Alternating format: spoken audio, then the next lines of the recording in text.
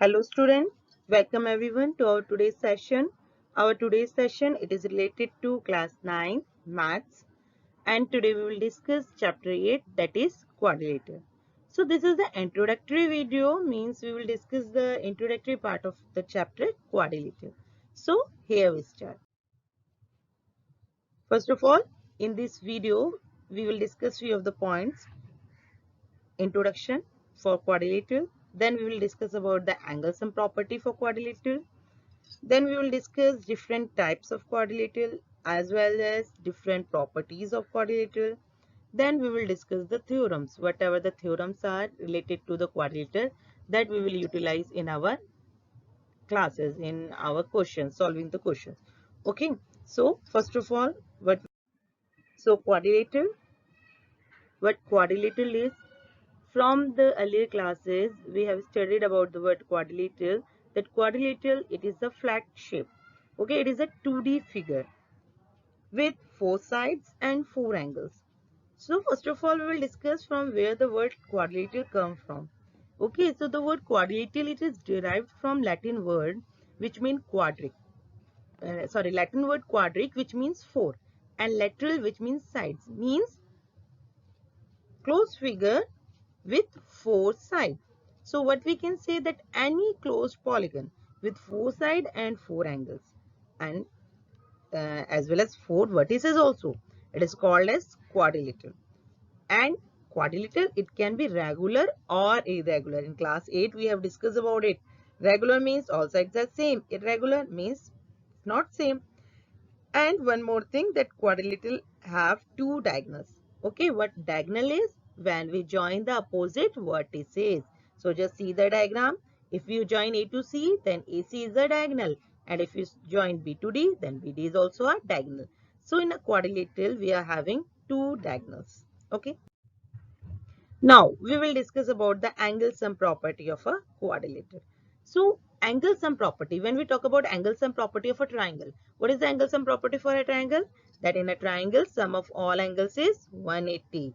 Now for quadrilateral, we know it very well that all sum of all angles, it is 360. Okay, but we need to prove it. So how we will prove? Just see the diagram here. A quadrilateral ABCD is given to you, as well as its diagonal AC, it is given to you. Now see what this diagonal divide the quadrilateral into 2 parts. Okay, you can't say it as 2 equal parts. It is a quadrilateral, it only divided into the 2 parts. See the first triangle, it is triangle ABC, and the second one, it is triangle ADC. Okay, now have a look. Just see the triangle ADC. In this triangle, sum of 3 angle is 180. Same in triangle ABC also, sum of 3 angle is 180. And what we do? We got 2 equation. We add both of the 2 equation. And once we added both of the 2 equation, what we get? That sum of all angles, that is angle A plus angle B plus angle C plus angle D, it is 360. So this is the angle sum property of a quadrilateral. Means sum of 4 angles of a quadrilateral, it is 360. Means we have the ratio, we can find the angles. We are having 3 angles, we can find the 4th one. So these simple question we will get in our chapters. Okay. Now types of quadrilateral. So there are different types of quadrilateral. First of all, we will discuss about the trapezium. Just see the diagram given here. So in a trapezium, what happens? It is a quadrilateral. Trapezium, it is also a quadrilateral. What happens in that quadrilateral? One pair of opposite side is parallel. Only one pair. Just see the diagram. Only one pair is parallel. Okay. So we can say that this is a trapezium. Okay. Now, second figure, it is related to parallelogram. It is a parallelogram. So what is the property for a parallelogram? We can say that it is a quadrilateral in which both pair of opposite sides. Okay. You can say both pair of opposite sides are parallel. So it is a parallelogram. These all are the property. I'm telling you the types of quadrilateral as well as their properties also. Okay.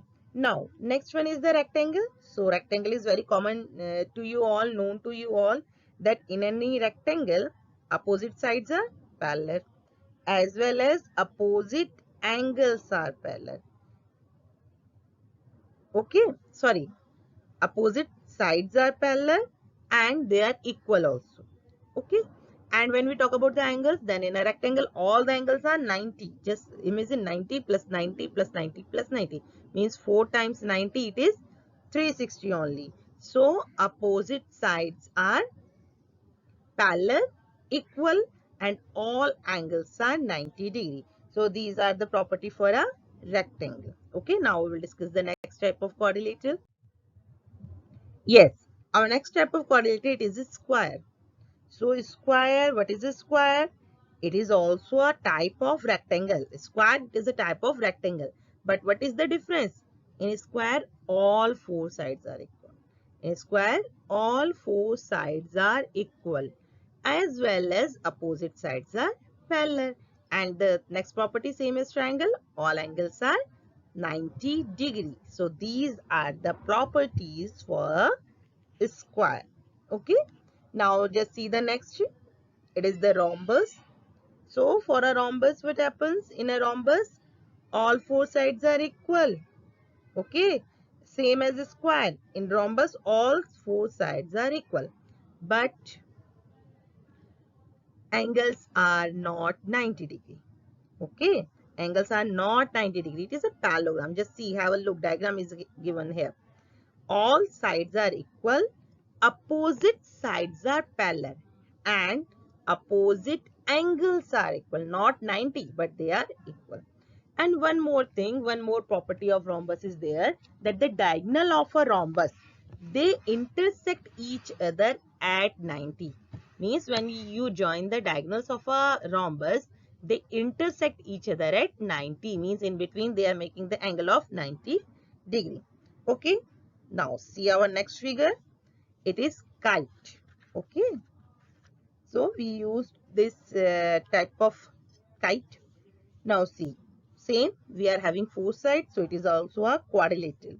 So a quadrilateral in which both pair of adjacent sides are equal. Both pair of adjacent, not opposite. Opposite are unequal. Adjacent are equal. Okay. So this is a kite. Just be careful regarding kite. Adjacent side are equal. Opposite side are not equal. Okay, so all these are the different types of quadrilateral and their properties. Okay, now few of the remarks are there, few of the main points are there from these all properties. That what are those? That a square, a rectangle, or a rhombus, all they are parallelogram. And one more thing, just see the next point. You can say that square is a rectangle. Okay, and you can also say that it is a rhombus. Square can be a rectangle, or you can say it can be a rhombus. Same, but you can't say that a rectangle or rhombus is not a square. Okay, rectangle and rhombus is not a square. A square can be a rectangle or rhombus, but a rhombus and rectangle can't be a square. Why? Because in rectangle all sides are not equal. In rhombus all angles are not 90. Same. Now next, a parallelogram is a trapezium. It can be a trapezium, but trapezium, it is not a parallelogram. Same, a kite, it is not a parallelogram. A trapezium, it is not a parallelogram. Okay, a rectangle or a rhombus, it is not a square. So many of the properties we can conclude it from here, and these are the very important remarks. They can come in the exam also in the form of MCQs, true, false, fill up. So be careful regarding the all the properties of the different types of quadrilateral. Okay, now see. Now, when we talk about the different properties of the quadrilateral, there are the different theorems. Okay, different theorems are there that we will utilize in our question. Okay, these theorems we will utilize in solving our question, improving the different types of concepts. But these theorem also need a proof. So in this video, in this slide, we will only summarize what these theorems are.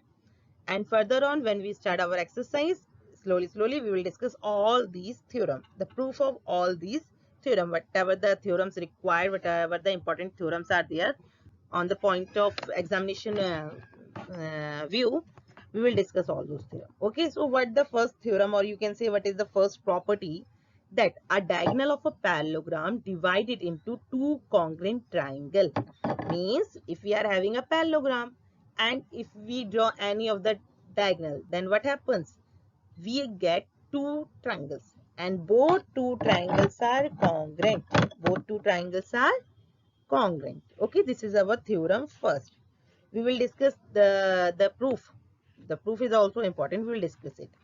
Now, next property, next theorem it is, in parallelogram, opposite sides are equal, but we need to prove it. Okay. And for second theorem, we can use the first theorem as the property. Okay. Theorem third, it is, in each pair of opposite side of a quadrilateral is equal, then it is a parallelogram. Okay, what we have discussed, in a parallelogram opposite sides are equal. If it is given that it is a parallelogram, then opposite sides are equal. And if each pair of opposite side is equal, each pair, okay, each pair of opposite side is equal, then it is a parallelogram.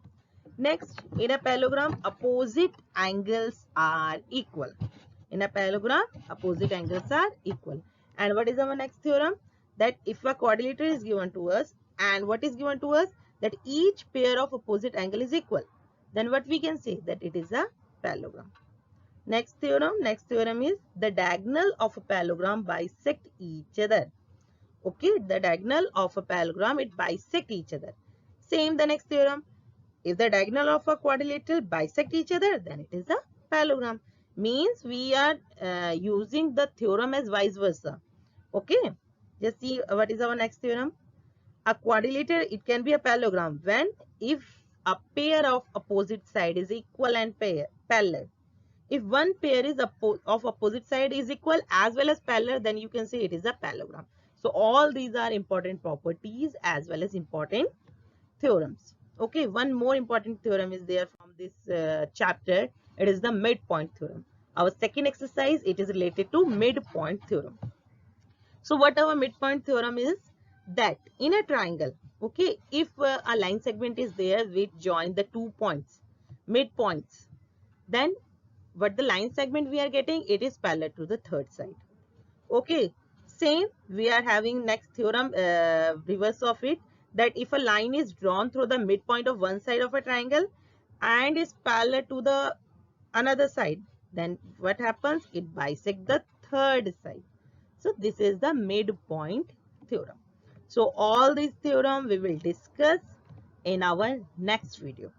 Okay, these theorem, these properties we will utilize in our question, and we will also discuss the proof of these theorem. Those all are very important ones. Okay, till then, thank you. Take care.